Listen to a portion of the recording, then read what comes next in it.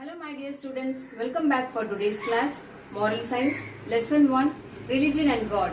Come let me move on to the video session. Let we start with words of wisdom. By conforming to one's religion and by hearing God's command in the gentle whisper of our conscience, we find happiness on the earth and security of our destiny with God in heaven. Man is basically very inquisitive by nature. He wants to delve deep into all the aspects of human life. He has got numerous questions and he wants answers to all of them. One of the basic questions that confronts us when we start on the subject of religion or God is what is religion or what is God? All living creatures on this earth are governed by physical and natural laws. The physical laws are those which govern our physical body. If we fall from the top of a building, the force of gravity will ensure that we fall down. Our sight and hearing obey the laws of vision and sound. Our nutritive and reproductive cells work within propriety. As responsible human beings, we have a moral obligation. It is true that unlike the other living creatures, we have the freedom of choice, but blind instinct do not govern or determine our choice. We have to work within the framework of the rules and regulations laid down by society. We know that we have to respect other person's property and we are aware of the responsibilities that God has given us. Man and religion came into being together. During prehistoric times, man worshipped nature. The fire that lit when he rubbed two stones together and the sun that shone brightly were very fascinating to him.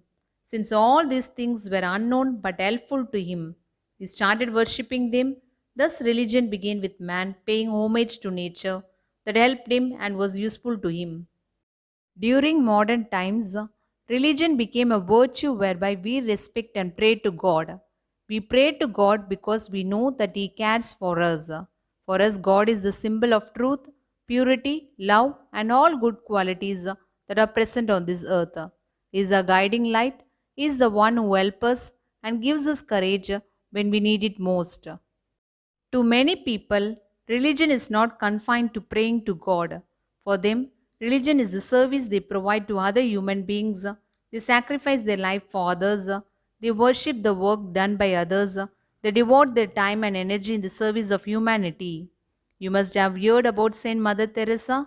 She spent her life with the downtrodden. Her religion was to help them in every way she could. Communication with God is very important in human life.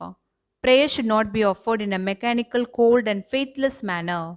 Our conversation with God should be similar, if not more intimate than the conversation we have with our parents. There are certain problems in life which we cannot discuss with anyone. We should place all our problems before God in the form of our prayers.